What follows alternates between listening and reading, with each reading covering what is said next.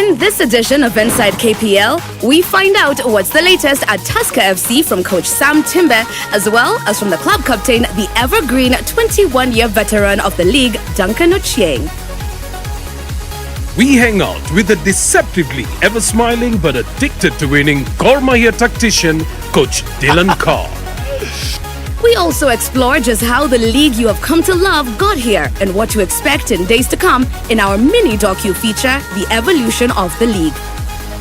But before we get into our long and rich history, here's what has happened in the league so far this season. The 2018 KPL season kicked off right where 2017 left off, with Kogalo once again asserting its dominance in the league. Gor Mahia's haul of 10 goals in 3 matches, coupled with an undefeated streak in the league in 2018, have earned their English coach Dylan Carr hero status. This as the former Leeds United left-back decries the champions' wastefulness in front of goal with 2 scoreless draws against Tusker FC and Tunisia's Esperance despite a plethora of chances.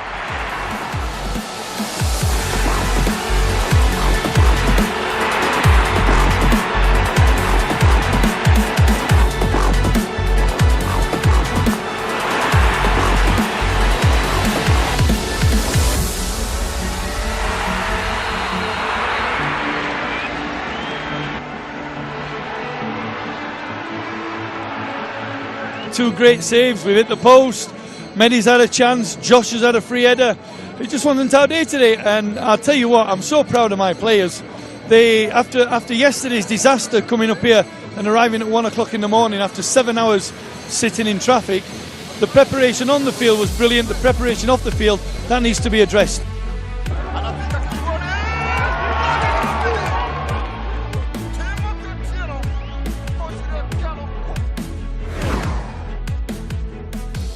The troubled Millers, Chemelil Sugar, who have gone without a win since the 15th of April, they have managed to fish the ball out of their net an incredible 33 times so far this season.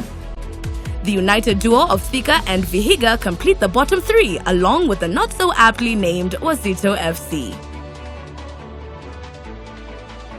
Still in the middle, 8th placed Kariobangi Sharks look forward to welcoming back their early season scoring machine Eric Kapaito from injury as they attempt to bounce back from the loss to Kakamega Homeboys.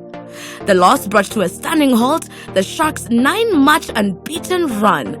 They take on 4th place Ulinzi Stars this weekend in one of 2 top-table clashes, the other being the must-watch match between Sofapaka and Mathara United, who lie 2nd and 3rd with just 3 points separating them.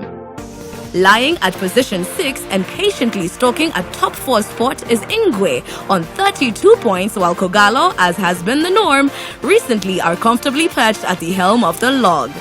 Seeing no reason to fix what isn't broken, Gor opted to make only 1 signing, even after the departure of their talismanic striker and 8th all-time top scorer, Medi Kagere.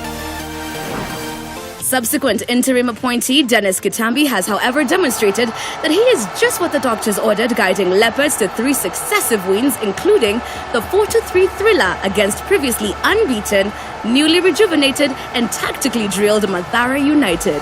The win, which saw Ingwe come back from a potential 1-3 defeat to the delight of their fans, also provided a goal of the season contender for Marvin Nabwire's successful lob effort over Mathara's gatekeeper, Robert Mboya. We literally gave the goals to Mathare. They didn't create any chance, and to fight back from 3-1 down, that's a massive fighting spirit. Speaking of the Slum Boys, they could be described as the season's surprise package, having put last season's relegation worries behind them, and with relative stability being restored to their technical bench, the future can only be bright for the outfit from Islands. Before you adapt to the new attacking strategy of the opponent, maybe you concede, maybe you are lucky sometimes. I think we were a few moments we were already lucky in the second half. Despite all the on-field excitement, the most significant shift in the league has happened off the field. Following the exit of previous broadcast partners SuperSport from the Kenyan market, KPL's partnership with La Liga saw the entry of Media Pro and subsequently the return of Kenya Premier League matches on free-to-air television and on live stream. This has been a boom for the league, as evidenced by renewed interest from most quarters, with fans slowly but surely trooping back into the stadia. Quite exciting news for local football lovers. With the season currently in its 21st round, Zoya Sugar's Elvis Rupia Baranga is the top scorer with 15 goals. Not so close behind him with 10 goals apiece are Jackie's Tuyisenge of Gor Mahia and Mathare United's Clifford Alwanga.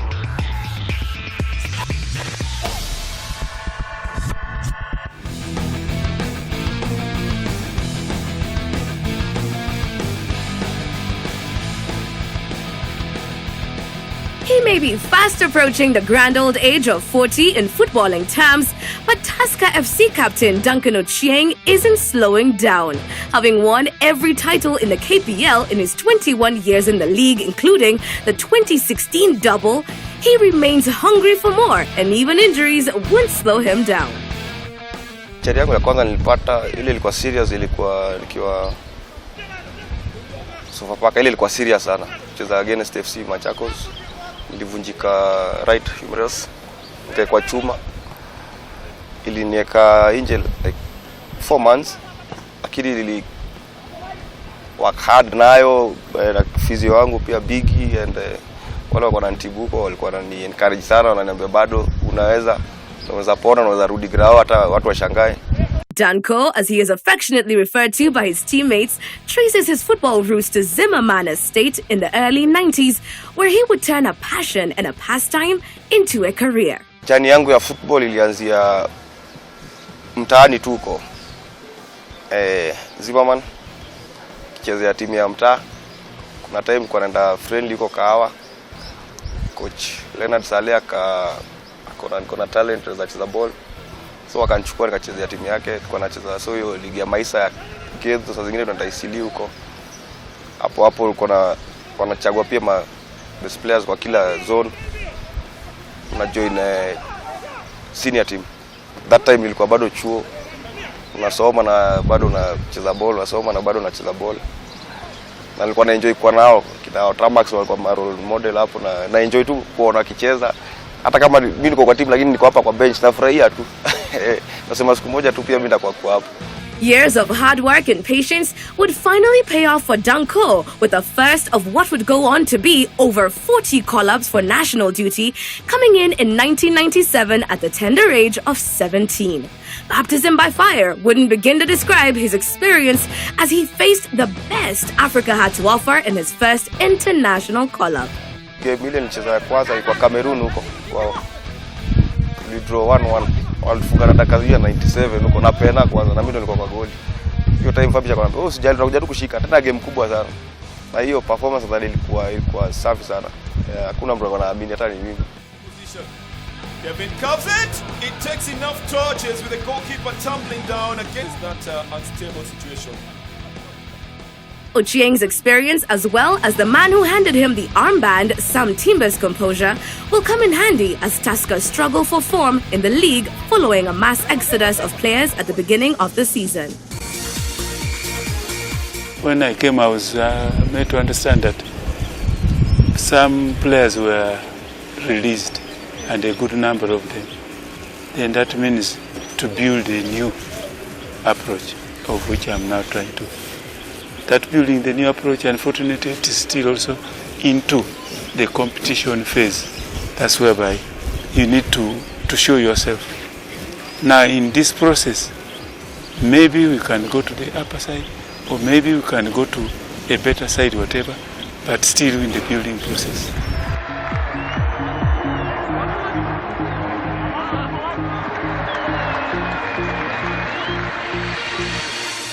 I cannot claim that I come to give everything. No, I add on what a player has. Otherwise, we need strong players and quick players and whatever. Then we would get these boxers. You find a Raji team, strong players. Keep it inside KPL to find out how Tuska's season pans out. Time for a short break.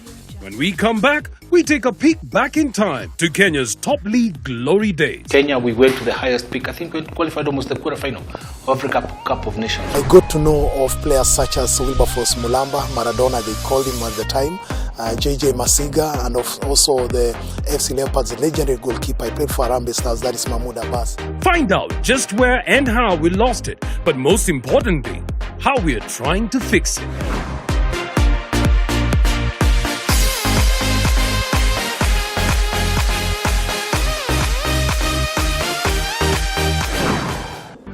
This is for the diehards, the brave, the weather types, the go to the end of the world to catch the action kind, the faithful, the unapologetic, the not so faint of heart, for the dean of the vuvuzela, the beat of the Isukudi, the adrenaline-induced cry of a war song, for those willing to endure 90 minutes of nail-biting agony, only to shed a tear of relief at the final blow of a whistle. This is for the glory hunters, the headline seekers, for those who would have us etch their names in our hearts, their legends on our lips, for those who reach for the stars. This is for those who will live forever. Inside KPL.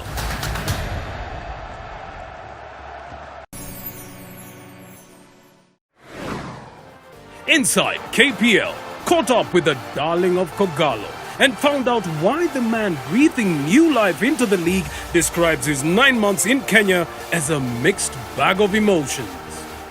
Here in Kenya, the emotions of football, the diversity of different things, different problems, different issues, most of them financial. That's been very, very hard. But on the back of that, I'm working every day with the football. I'm outside, I'm in this beautiful country. I'm meeting fantastic people. I'm seeing a diversity of life that we take for granted in the UK, and I enjoy it.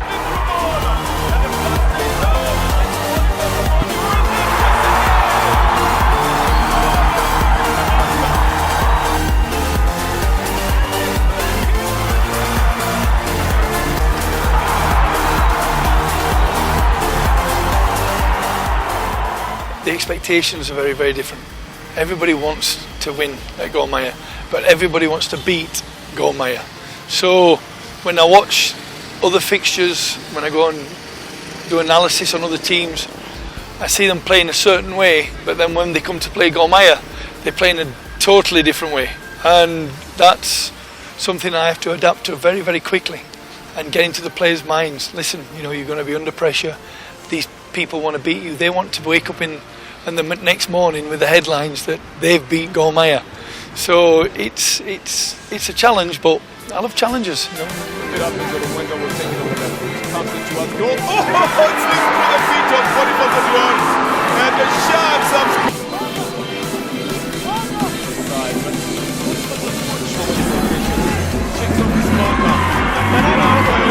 on the right side. By the goalkeeper. Continue with those goals. This one is in the net. Diego needs to unlock it into the area.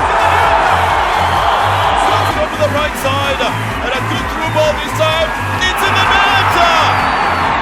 He may sometimes have the unenviable task of shouldering the enormous weight of the unforgiving Green Army's expectations, but this he takes in his stride. Oh, the fans are brilliant. As a player, the fans either love you or hate you.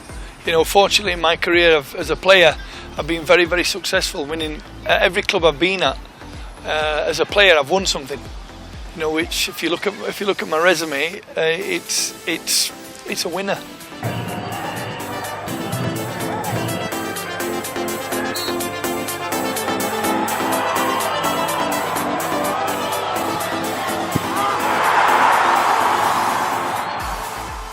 And I say to these players, as a football fan, you're always remembered if you're a winner. Nobody remembers the runner-up. Nobody remembers who finishes mid-table. So the fans' expectations of me and of my players, it's fantastic, because I've heard there's a lot of problems if we lose, but touch wood, we haven't had that situation yet, and I don't want that situation, to be honest. But that's up to my players, whoever I pick, whoever I choose for the game on Saturday. When they step over that white line, you know, it's in their hands. All I can do is just motivate them, and hopefully the crowd enjoy it.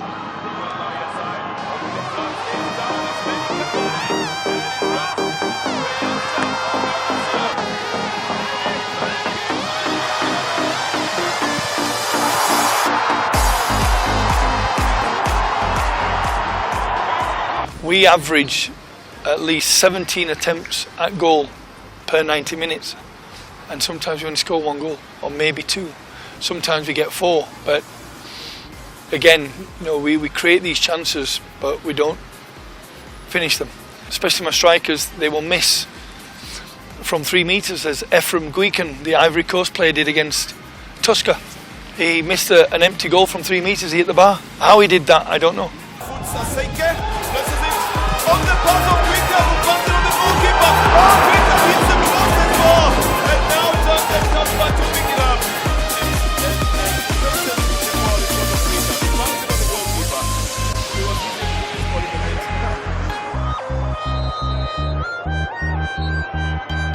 Football's all about taking chances. Football's all about going out there and giving your best. And if you do that, then you're very, very difficult to beat. And we are, as Gor Mahia, very, very difficult to beat. And that's what I think Kenyan football should be, difficult to beat.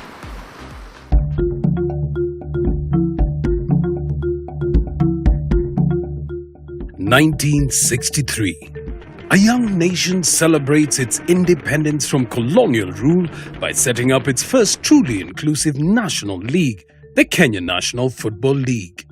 Nakuru All-Stars would lay claim to the maiden trophy in the 10-team league that would eventually evolve to become what we know of today as the Kenya Premier League. As a result of the British tactic of divide and rule, most teams at the time were organized along tribal lines, sometimes even clan outfits. Their allure of lifting the coveted league trophy was, however, too much and would see various clubs merge to become the giants of today. Bunyore FC, Kakamega FC, Marama FC, Bunyatso FC, Samia Union and Bukusu Brotherhood joined forces to become Abaluya FC in 1964. They would go on to win the league in 1966 and 1967. Not to be outdone, Luo United and Luo Sports Club would merge in the 1968 season to form Gor Mahia. That rivalry of FC Leopards, Gor Mahia took a new turn, especially in the 70s, when now it became a matter of life and death, because Gor Mahia came into the league 1968 and they won the league. So FC Leopards thought, this is a new entity, they have come and they are now dominating Kenyan football. But then that rivalry continued. 1976 was very special because Gor Mahia went unbeaten in the league with the help of such players like Maurice Sonyi, who Gor Mahia took from Kenya Police. Kenya Police was also in the Kenyan league. Many people wouldn't know that, but then he joined Gor Mahia. He quit the police service to join Gor Mahia.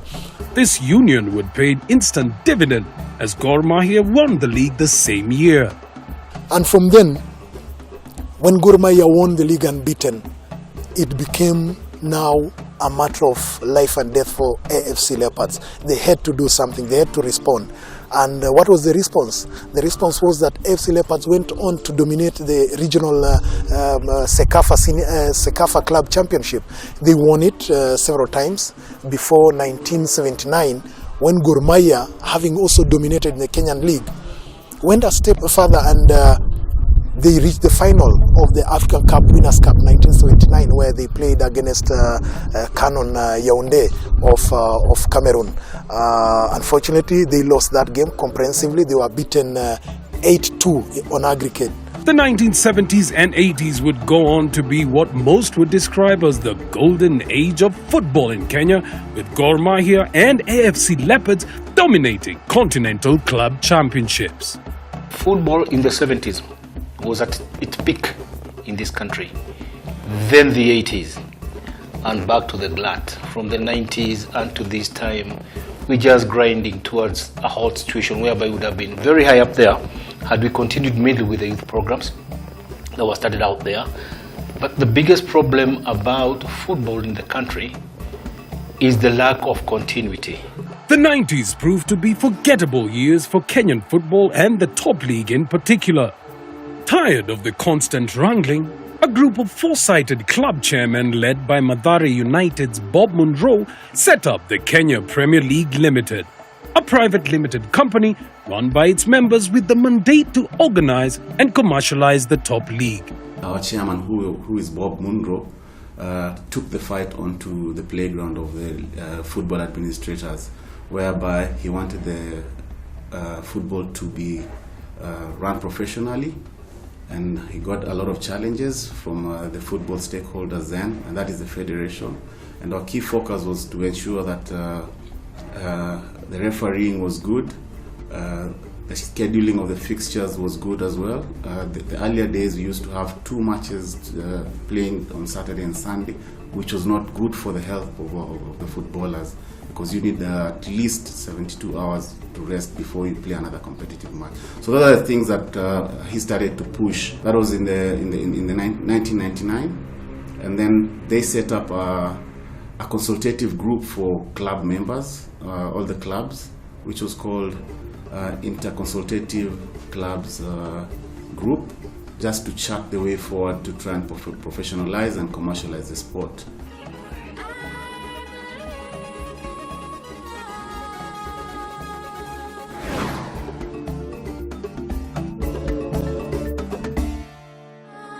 On Saturday, Bandari take on Kakamega Homeboys, while Zoo FC tackle Chemelil Sugar.